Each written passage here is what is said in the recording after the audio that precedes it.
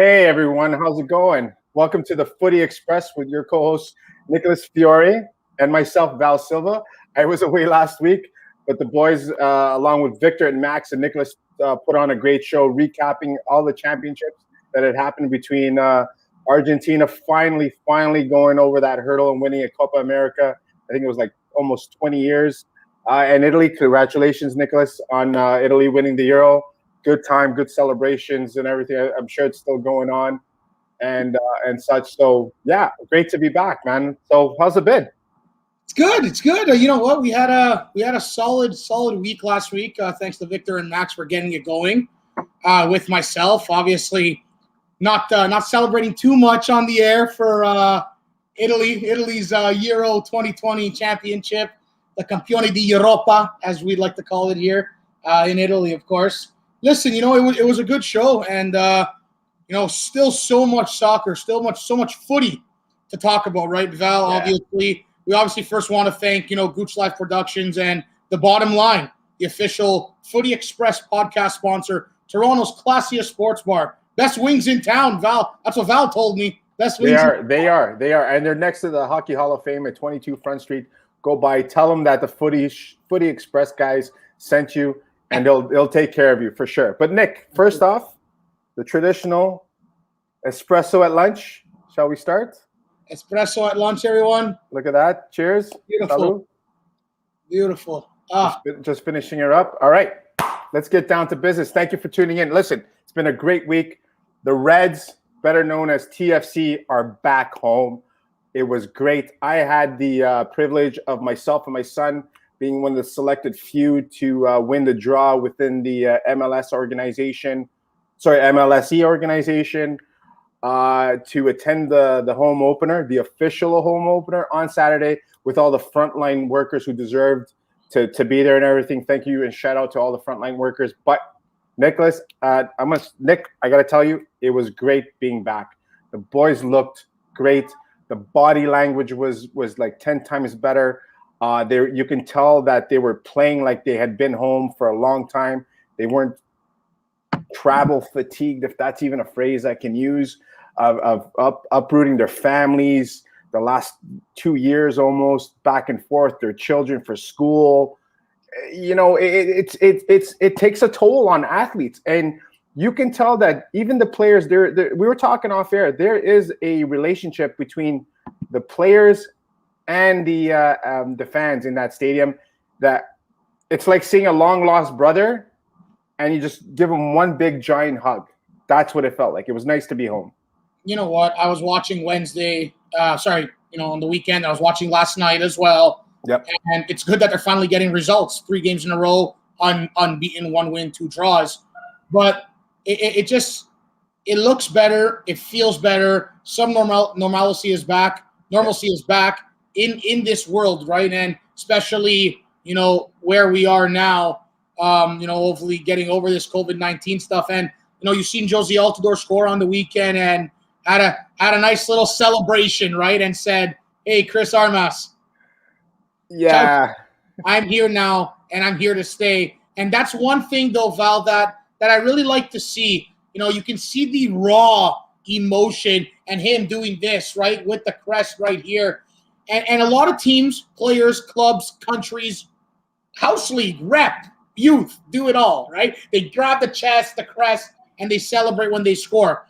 But for a guy to be an American-born, and to really call Toronto his home and really love being here, as did Sebastian Jovinko, don't get it twisted. He loved being here. But Seba's still in town. Seba's still in town. He has a house, I believe in the Oakville area in his off-season. But my point is, he can live in the States easily, Altidore, right? Yep. Jovinko, he's from Italy. You have to get a place. Yeah, it just takes a little bit more time and more, it's more hectic. But Altidore, it's easy. He probably has a place there. That's where he grew up, right? My point is, his loyalty to Toronto and Canada, it's second to none. He loves it. He wants to be here, and that's the most important thing. You've seen so many guys coming in and out. Gilberto didn't really love it. Yeah, Jermaine Defoe didn't. Jermaine Defoe absolutely hated it. The bloody deal, as they would say. Don't even start on Jermaine. Jermaine, he had the world handed to him, and he just he basically slapped it away. Absolutely. He could have been the guy with Toronto, and he said, no, I didn't make the England national team for that World Cup. Send me to Sunderland. But then, who do we get back in return? Josie Altidore. You're thinking, wow, Val, you're giving away Jermaine Defoe to get Josie Altidore? Guess what? It worked tremendously for us. And good to see. Yeah, sorry to cut you off, but you can also add Michael Bradley to that same conversation, because Michael, Josie, and all that. Look, Chris Mavinga started crying almost on his post when he heard he was coming back home. Home being Toronto. Josie, Michael, and all those players have embraced the city, and the city in turn has embraced them. You can equate the same thing to players for the Toronto Maple Leafs throughout history. Wendell Clark, Darcy Tucker.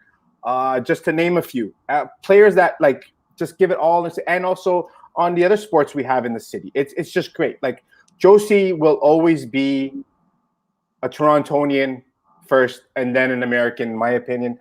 It was electric when Josie got off the bench, started warming up, and he was on the sidelines to come in for Dom Dwyer. The place just erupted. I know there was just 7,000 people in there, but I got to be honest with you. It sounded like there was 20 to 25,000 people in there when Josie came on and that goal came on. And he scored that goal, which was a beauty. His body language was great. He looked fit. I don't know, maybe there was a silver lining in him being banished from the team for 3 to 4 weeks, but Josie looked fit. He looks nimble. He looks agile. He was happy again to be on the field, because at the beginning of the season, he was fighting some injuries. A lot of the players were, and a lot was on them, like family and friends and their children uprooting each time and everything. But you know what? It was great to see Josie back. I think along with myself and yourself and Max and Victor, if Victor was able to catch it, and a lot of the people in Toronto knew that goal by Josie was a big to Chris Armas and Ali Curtis to a certain extent. But hey, yeah, and that is 2 letters. You guys can, you can fill in the blanks the way you want to. What letters they are? They can be A, B, C, D, E, F. It doesn't really matter. But at the end of the day, they have to get back on the winning track. They have to get back on playing the football that Toronto FC and we are accustomed to seeing. Yes. We had one bad season in this last 5 to 6 years. Last year, technically, you still made the playoffs. You lost to FC Cincinnati in the first round, the first game, but you still made it, even though that's where it was starting to go downhill. Now with Chris Armas, this season looks like it's shot in the gutter. Yeah, but there's possibilities if they win. They need to win. The points aren't coming fast and furious for them. No. They need to find a way to get it done. We're going to touch upon the Gold Cup a little later on, but they have guys missing for that tournament that are in that tournament. Kamar Lawrence for Jamaica, the Reggae Boys who are in the quarterfinals. Yeah. And then you have Osorio, Larea, Akinola with Canada. Akinola obviously picking up a knock. He's probably done for the season. He's done. No, he's done. It's official. He's done. Torn ACL. Exactly. We'll touch upon that. I know my fair share of ACL injuries, let me tell you. So, it's now TFC, Val, looking to get on the right track, looking to get going, leading on Josie Altidore. I mean, they're second last, I think, in the league. If I'm wrong, I'm pretty sure I'm right. They're second last in the league. So that's not good enough. Did they fire Chris Armas too late? I don't know. I truly don't think so. I mean, he had a good amount of time in charge. Was it maybe 2 weeks too late? But even that 2 weeks is like 2 games. At that rate, it's like almost whatever. That's not going on. I'm just bringing that up to bring it up. But for TFC, they have to rely on their skill that they have, and they have to just if these points now are filler points until Canada gets eliminated or Jamaica gets eliminated in the Gold Cup. Exactly what that is. 1 point. That means you must 1,000% have to get 3 points every single game. Then on out. And, as I mentioned here, our lovely production of Gooch Live with Kerry Goulet, and he said, it's coming home, not for Germany, not for England, not for Brazil, but for Italia. And I couldn't agree, Kerry, with you more. We also have, Robert Wayne commenting in Italian here. I'll just translate a little bit. Last week, he posted in Italian for the Italian victory. I saw that. To me, I told him I'm only writing in bilingual in Italian, but I mean that's pretty good, Robert. All right, sorry about that. If I'm not mistaken, I mean, ho postato la scorsa settimana. It's he bilingual writing. I don't know if you're using Google Translate. I think Robert might be cheating a little bit because I know I would be with the Google Translate. So, but good on you, Robert. Great to have you on, buddy. Absolutely, we appreciate it very, very much. Not goal impact carry. It's all about Vamos TFC, Vamos Toronto. But Val, season predictions, Val, for the end. My opinion is I'm always optimistic with my teams. I'm also pretty biased, and I'll admit that live on the air. So am I. Leafs, Raptors, Italy, TFC, Jays, Argos. I'm pretty biased. Inter, but I'm also a little bit realistic as well. Do I think they can? Honestly, I guess my bias will come in, and I'll say, yeah, they can do it. Last place in the playoffs, sure. But will they do it?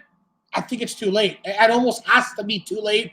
But I'm going to cheer for them, and TFC till I die, as the song goes. Yeah, TFC till I die.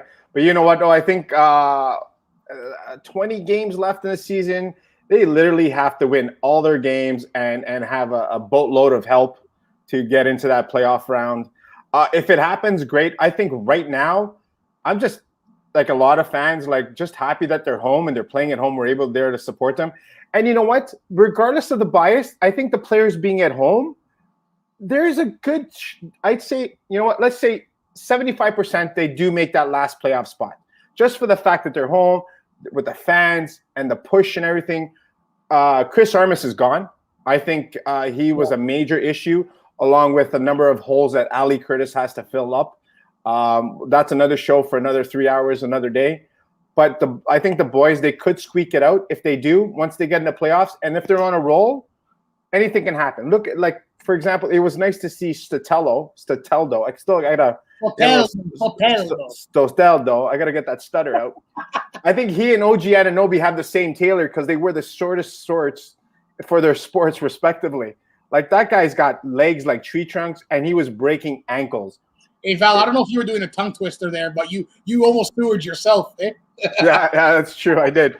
But, yeah, no, they it's great to see. I think regardless of the first 7 or 8 games that they've played, the garbage that was put on the field, and I don't mean garbage by disrespecting the players, because athletes take pride and respect in how they go out and play. The ball just doesn't bounce their way. Things go wrong. It just happens, right? But I mean the garbage in terms of, actually, you know what? Garbage is not the correct word. I take that back. The outcomes of their past games, I think they can just put it behind them. They're home. Let's just move forward. Like Josie Altidore said in a statement, we're going to try and get all these points one game at a time. And if they do it, great for them, great for the city, great for everybody. But I think it'll be a great accomplishment if they do sneak into that playoff round. If they do, regardless of what happens, if they sneak into that playoff round, or they have a positive season from Saturday moving forward, why not? I think we'll take it, consider what's been happening this year and last year for them not being at home. I think I'll take it. Yeah, you know what, Val? It's also been the health issues for TFC. They're just not staying healthy. Auro Jr., Josie Altidore, Erickson Gallardo, who they should just sell at this rate. Even though I think he's good, but he's a fast winger, has some nice pace to him. But at the end of the day, he's not playing. You need mans to play. As I speak Toronto slang, you need mans to get in there. Yeah. Right? So, their lineup, I think I mentioned on a previous episode. This is episode 5, obviously, at Footy Express. If you're just tuning in now, they're deep. I mean, Bono or Westberg. Westberg has to get healthy with a finger issue. Yeah. I mean, then you got Mavinga, Gonzalez, Auro, Moro, and Lawrence. Like, have your pick back there. Zavaleta off the bench, right? Even though I don't think he's that good, but I digress. Val, you go crazy in the mid. Let's be honest. I mean, Jonathan Osorio, Michael Bradley, Alejandro Pozuelo, Delgado, Marky Delgado. I know I'm even missing Richie Larea. He can go back and forth. But Richie goes back and forth. Yeah, there's 5 now. Then you have Mullins and Dwyer off the bench with Akinola. Now he's done. So, and then Altidore. You need that striker. And then Soteldo. And Schaffelberg, the other two also. Schaffelberg's on the wing. Soteldo's this team is deep. I'm sorry, but I think this is an MLS Cup final team if they play like one, if they work like one, if they start winning like one. They have an interim head coach, so we're going hard on them. When they have an interim head coach, they have guys away for a national tournament, injuries galore. They don't have a star striker because Altidore's injured. Altidore is coming back from injury. Akinola's injured. Who's your star striker? You don't have one right now. You have Altidore, Mullins, and Dwyer figuring it out because Akinola's hurt. There's your 4 strikers. Where's the star-studded name in there? Pozuelo's playing up as a striker, but he's not a striker, and he's not a good one. He's a good cam. Center attacking mid. He's a number 10. Yeah. He shoots, Val, lethal. But Pozuelo's playing positions that he shouldn't be playing right now because there's no option. There's no choice because you have to play your good players in awkward positions because you don't have that depth around you because you have super young academy players that aren't ready yet, other than maybe the likes of Ralph Priso, maybe Okello, but not full time. Okello's been injured for a while. Like it's been almost 2 years. Exactly my point. Exactly my point, right? Yeah. These other kids aren't ready. Schaffelberg is okay, but he's young. Subasa Endo, he's been a pretty bright spot, but also young. So they have to figure it out. I almost say play your games, go into a deep throttle off season, and just lay every position out, your depth chart essentially, what you got, where we're going to play. This guy gets injured, who comes in for him, and so on and so forth. But to touch on your point, that's been TFC's Achilles heel the last number of years. From one of the guys from the championship from 2017 on, they have never had true replacements off the bench for players who was normally their starting lineup. Like you mentioned, a star striker. Unfortunately, due to the 3-rule designated player rule, we have Pozuelo, Soteldo, and Josie Altidore. I think the strikers are going to be by committee with Dom Dwyer, which is actually quite a bit of a surprise these last 2 games. He's been starting. Josie's been coming off the bench. Patrick Mullins can get you that goal once in a while, so don't count him out. So I'd rather have an all-round attacking force as just depending on one player, because when you depend on one player, then everyone on your team's just trying to feed that one player. Then it's like defenses are just going to converge on that guy, and it's just not going to go your way. That's just been my opinion. But the Reds do have to sit down. They've been having to do this the last couple of years. Like take, for example, last night, Oro Jr. got hurt. It doesn't sound good based on the reports, him stubbing his leg into the ground on a beautiful tackle.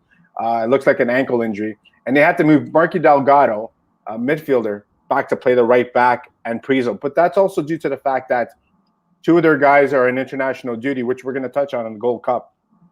But still, because 2 of your guys are in international duty, which are normally your starters, what happens when your starters get hurt? Who do you have in the back, like you said? So there is a lot of housekeeping that the upper management do need to take care of in the offseason. That's for sure. But moving right along, listen, we'd like to thank everyone tuning in to the Footy Express, brought to you by the Bottomline, the best chicken wings in town, Toronto, 22 Front Street, next to the Hockey Hall of Fame. Swing on by. They are fully open, I believe, because we are in Stage 3 in Toronto. So they have indoor dining and outdoor dining. I'd prefer the outdoor because we've been indoors for so long. So if you're able to, hit the patio at the Bottomline. So now we're going to move to the Gold Cup, where the brackets were finalized over the weekend. So we're just going to bring that up. So we've got Qatar playing El Salvador. Now, Qatar is an invite due to the fact that they're hosting the World Cup in 2022. I don't even know what year it is anymore because we just had the 2020 Euro and we're in 2021, right? So we got them playing El Salvador. We got U.S. playing Jamaica. We got Mexico playing Honduras, and Costa Rica is playing Canada.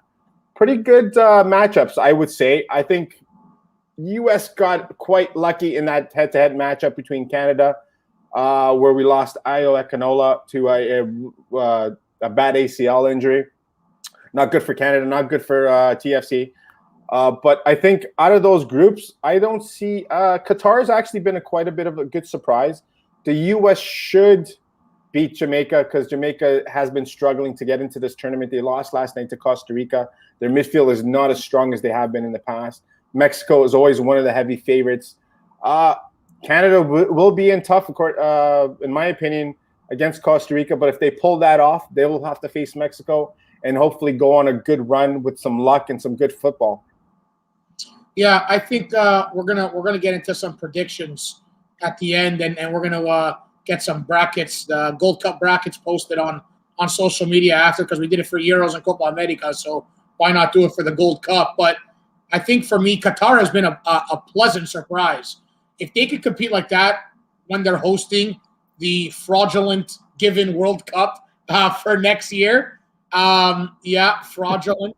As obviously the former FIFA president getting jail time, of course, for taking bids. But Val, if we can bring that bracket up again 1 second, I just wanted to break it down quickly. I mean, Val, in my opinion, like El Salvador has been very good, but if Qatar can, get this win, I think already getting out of the group is huge for them. For USA Jamaica, I mean, I'd have to put my eggs in the basket for the States, even though it hurts me to say that, because I want the reggae boys to get it done. Right? No problem, man, for the reggae. Yeah, the cool runnings. Cool runnings. Baby. What a movie that is. My God. Mexico and Honduras. I mean, I would probably go with Mexico. And then Costa Rica and Canada. We need to go with Canada, I think. You know what, though? I think they can pull it off because they you know what? Against the U.S., they should have beaten the U.S. if it wasn't for the officiating. I know in every sport we complain about officiating, but that was just horrendous. You had guys like Jonathan David and Alfonso Davies commenting on social media is like, where was the call there? Even if it was a free kick, like, so that game should have been at least tied. Simple as that. Val, let's get our predictions going just for this here quickly. I'll jot them down for yourself. Who do you got out of each bracket here? You know what? I'm going to go with Qatar. I'm going to go with Qatar over the El Salvador because they have been playing well. I think there is that stigma over on that country and that team just for the corruption scandals that always hit FIFA and UEFA over the years. So I'm going to go with Qatar. They've been having a good tournament. So, you know what? The U.S. against the Reggae Boys. I would love to go with the Reggae Boys, but the U.S. is just too strong for the team that Jamaica has right now. Their midfield is not as strong as it should be. They did struggle against Costa Rica the other day in the last games of the group stage. Mexico, Honduras. Mexico is the favorite. I'll go with Mexico. Costa Rica, Canada. I am going to pick Canada. I think the boys can do it. They're Cavallini, one of your good friends, is on that team. Richie Larea. I think John Herdman's got a good, solid coaching staff. He knows what he's doing. So I see them popping out of the quarterfinals. You got Qatar, USA, Mexico, Canada. I got Canada, Mexico, USA, and I'm going to go with El Salvador. Why not? Just throw a little wrench. Throw a little wrench in the fire there, as they would say. Or throw some more fuel in the fire. Yeah, listen, everyone, if you are tuning in right now to episode 5 of the Footy Express podcast, produced by Gooch Live and sponsored and powered by the Bottomline Restaurant and Bar in downtown Toronto, Toronto's classiest sports bar. Also, please use the hashtag espresso at lunch with us as well. Please give us your predictions. We're going to be posting these on our social media platforms. You can see at the bottom right here. Twitter, Instagram, Facebook. You might as well, right? Get it going. Val, let's touch upon quickly about the Olympics. We have a few minutes. We have a few minutes here. And obviously, we'll start with whichever one to start with. I guess the women's side. Yeah, start with the women's. That's more important to us, I guess we can say, because of Canada, right? Of what we're cheering for and the women's football. And we don't talk, let's be honest, women's sports in general in life in the world don't get enough credit that it truly does deserve. And we're not just saying this because we have to say this, because it is true. It's factual. I mean, you saw at the NBA bubbles in basketball, right? What the men's had compared to what the women. It's shameful. Let's be honest. Disgusting. It's not shameful. It's disgusting. Exactly. But the women's Olympics is huge for them. It's the second largest tournament, I believe, that if I'm safe to say it, in women's football. other than the FIFA Women's World Cup, which, by the way, I watch every single game like the Men's World Cup because FIFA Women's World Cup is really, really flipping good. It really is, especially when Canada hosted in 2015. Heartbreak in the quarterfinals to England. Yeah. But I still didn't go home there, so we're okay. Yeah. Anyways, why not just twist. All right, there we go. Back on track. The Canadians, they tied 1-1 to Japan in the first game. They have Chile and Great Britain as well in their pool, in their group. 3 groups, top 2 move on, and then top 2 best third place teams move on to the quarterfinals as well. Canada needs a win out of one of these last 2 games. The times of the games are very tough because it's in Tokyo, Japan, at Sapporo Stadium. Yeah, it's a beautiful stadium. It's photo, by the way, amazing. No, it's a beautiful stadium. This thing is 16 hours drive from Tokyo. That's where they are and stuff like that. So it's a beautiful stadium. But they tied the host. Stephanie Labbe, their goalkeeper, got injured. Christian St. Clair, 187 international goal for Canada. You can see the celebration. This was in the previous World Cup, but what it means to her, she celebrated even harder yesterday. The times of the games are tough. They're literally from 3 a.m. to 7:30 a.m. here in Toronto time. I didn't catch the first game. I'll be honest, the second game's at 3 o'clock in the morning. Sometimes if I don't work the next day, I go to bed around that time. Yeah, so I'll stay up for that one. July 24th, Canada takes on Chile. So I think that's a Saturday. If I'm not mistaken. So you know what? Maybe I'll stay up for the first half of that one and go to bed at 3:45 in the morning. But that way, you might as well stay up for the whole game. I just can't sleep when the sun starts coming up. So as long as I go to bed before the sun comes up, we're good to go. Good. No, but Christine St. Clair, 187 goals for on men's and women's side, international. How crazy is that? I don't care who you play, what level it is, who you're playing against, Val. It's crazy to me. Yeah. Like Christine St. Clair, I bought the 2015 FIFA Women's World Cup jersey and with the patch of Christine St. Clair. Yeah. I bought one. And that's how important she is to Canada soccer. And next time we're going to, hopefully in the next show, we bring up the Olympics again, and hopefully Canada has maybe qualified for the quarterfinals. I'm going to bring that jersey down and hopefully put it up here and display it. But I think, Val, the Canadian women's have a chance. There's an opportunity. Sweden upset Brazil, upset USA. 3-0. That is absolutely mind-blowing. I looked at the starting 11 for USA. Every single person has been there in previous tournaments, and it's really shocking to me. They have a new coach, a Macedonian coach, which I don't know what's going on there. They normally have their American-based staff members and bench bosses. So I don't know what's going on. They lost their winning streak record of 44 games, if I'm not mistaken. Yep, that was a number. Yep. For Canada, Val, they need to get a win, as mentioned, against Chile or against Great Britain. I think Chile might be their opportunity in women's soccer. They're not too strong. And then they have to go to that quarterfinal. Remember, they have 2 bronze medals in a row for Canada. They tried. One should have been a silver at least, but they were ripped off in England.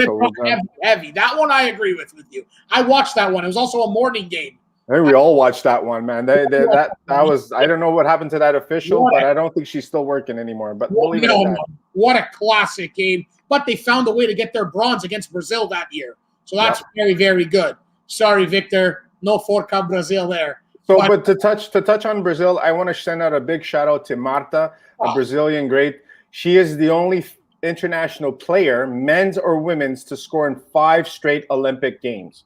Amazing. She is the equivalent to Pele in Brazil. For those of you who don't know, I'm sure everyone's heard of Pele. She is actually in the same status as Pele. Marta has done so much for the women's game around the world, just like Christine St. Clair has, and it's good on her. Big congratulations to her. Yeah, if we could bring the divisions up quickly, Val, for the groups of the women's. I mean, you see Japan, Canada, and Chile, China, Brazil, Zambia, Netherlands. Netherlands beat Zambia 10-3, I believe, the other day. Sweden, USA, Australia, New Zealand, maybe the group of death within the women's. I would say Canada, Japan, possibly out of there. Really? Not Great Britain? Oh, sorry, either probably Canada, Great Britain out of there, which is technically England, I guess. So that's why, Team GB, Brazil, Netherlands, probably out of Group F. Yeah. And Sweden, USA. Right? You have no choice, and then you see where it falls into place there. I would say medals wise, it'd probably be in favor of Sweden, USA, Brazil, and Great Britain maybe, and then Canada might be fifth on that list. But they have players like Ashley Lawrence, Kadisha Buchanan, Christine St. Clair, Janine Becky to get the job done. Jesse Fleming in the middle. So it was a bit of a surprise that they didn't name Jordan Heitzema, the youngster, up front, or Sophie Schmidt to the team. They're just reserves to come into the team. So I don't know why that was the case. They are with the team in Tokyo, Japan. Desiree Scott's a big one in the midfield. So they have some pieces. They really, really do.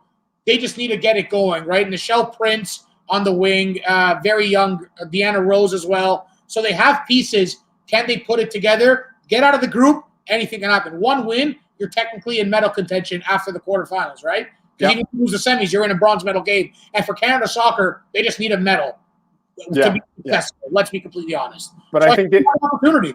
Yeah, I think the expectation is high for Canada always because we know what the girls are made of and how well they play and everything. I think Canada's lineup against Japan, I don't want to say it was a throwaway game in terms of I don't call them throwaway. It's just tester games to feel out players and such like that. There was expectations for Canada to beat Japan. Unfortunately, it was a nice goal by the Japanese player, the host nation, your whole thing. But it was. But I think. Poor goal. Yeah, it was one of those things. So what are you going to do? So hopefully the bell can come back for Canada. We'll see how bad the injury is. They do have a couple of days off, so hopefully it's not too serious. But she was holding her chest before she came off to making that penalty shot save.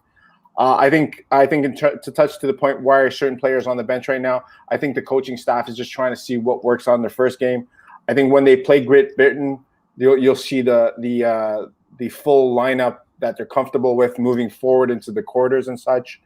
Val, in major tournaments, though, sorry for cutting you off, but shouldn't you have your lineup all the time in major tournaments? Game 1, Game 2, Game 3, like you need to win. It's 3 games. You need points. You do, but even in the men's side, like let's be realistic. Let's be realistic. There are team sports programs on the women's side that are stronger than other nations. It's a given. Soccer, hockey, the two that we best know, right? Because we know Canada and U.S. on both sides, Canada and U.S. on the other side, right? So generally, when you're playing a lower ranked team, that the top teams are known for winning, right? In the last number of years, I'm okay. I've always been of the belief. I think I even said this in the Euro. Like your first game of your group stage, if you still got some tweaking to do and trying to figure out, that's your game, right? Because you know you're supposed to beat the team you're playing. You can do those little tweaks. By your second and third and moving forward, I think when you're in the quarterfinals on an elimination basis, I think that's when you put your starting lineup straight on, bang, bang, bang. I think your first one is your still your feeler game because up until that point, you're not playing the exhibition games, especially in the Olympics. You're just doing in-house training, right? You can only do so much training. So your first game, coaches want to see who works well, who doesn't, what lineups work, positioning and everything. So to me, I think the first game is a bit of a strategy and feeling out. Then your second, your third, your fourth, da-da-da-da-da. Well, that's when you think you should put it in. I guess like Italy at the Euro Cup, right? They started Domenico Berardi on the right, and then they realized, I think we need to start Federico Chiesa. And that's what it is. Chiesa, and there's your switch. Yeah, that's the way I look at it and everything. Yeah. So I think Canada should be all right. I think, you know what? Favorites are Brazil, U.S. I think the U.S., the issues, even when they won the World Cup, their goaltending is not as strong as Hope Solo was on. I know her first name's Hope Solo. Yeah, I wasn't sure if I was hitting a Star Wars thing there. She was there before, so I think their goaltending is a little weak. If you look at the highlights of the goal, all 3 goals, actually, there were some nice goals, but even the goaltender, she seemed out of position. I think in the World Cup, it was the same thing. That was their biggest question mark, was the goaltending. And it seems to have come up in the first game. But, hey, it's just one game. Even in Canada, Christine St. Clair is like, hey, we lost our first game the last time when we were in the Olympics, and we won a medal. So I think these are just throwaway games for the teams that were expected to win and everything. Brazil's on a roll. I think the U.S. will be in there. I think Sweden will be in there. Canada will definitely be in the mix. And you know what? Maybe the host nation, Japan, pulling off a few upsets because of the country pride. You're holding the Olympics. They'll come together and everything. Like, hey, the men's actually won today, 1-0, if I'm not mistaken. So there's that thing. So I think the usual suspects will be there, and Canada's in the mix for one of the medals. And you know what? I'm not even going to say bronze. I'm going to say silver. I think our girls can do it. Yeah. I mean, if the officiating stays, I think they can. As long as the officiating stays on par, I think they can. I just want to touch upon the men's quickly, Val. If you could bring up the groups for our lovely viewers and listeners tuning in. Obviously, the men's tournament is an under-23 tournament, the men's Olympic tournament. It's been under-23 for years. I don't really know if I love the under-23 format. I think we should put men's in there and maybe eliminate the 5 major European leagues for the men's that they cannot play. But that's another show. You want to go the NBA style when you're allowed, and the NHL style when you're allowed thing, right? But look at the players who are amateur players, right? This is an amateur sport. This is probably the only one that's a pure amateur sport rules for athletes. I don't mind the three overage players. Yeah, 3 overage players. I think it's okay. I think you give the youngsters who are the U21s, the U19s that not a lot of people get to see. This is their chance to shine.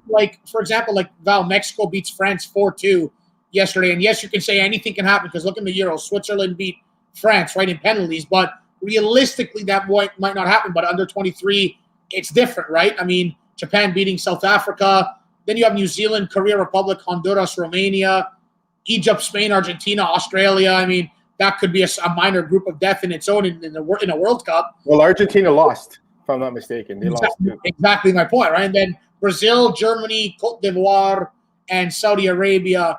I mean, I think that the favorites is Brazil. I mean, Richarlison just played in the Copa America, and then now he's playing in and got a silver finalist, and now he's playing in the Olympic tournament. 2 major tournaments in the summer. That's a big guy for Brazil. Germany has some guys as well. You got a hat trick today, so in the under 23s. Spain is decent. They got some players. And then Mexico's pretty decent as well. So that's the men's Olympic tournament. You also got to think though, these players that are playing in the Olympics here are the future players moving up to the national team. So they're not very far off, right? So as Victor helps us out, Spain is with Pedri and Asensio, who's just on the Euro Cup team.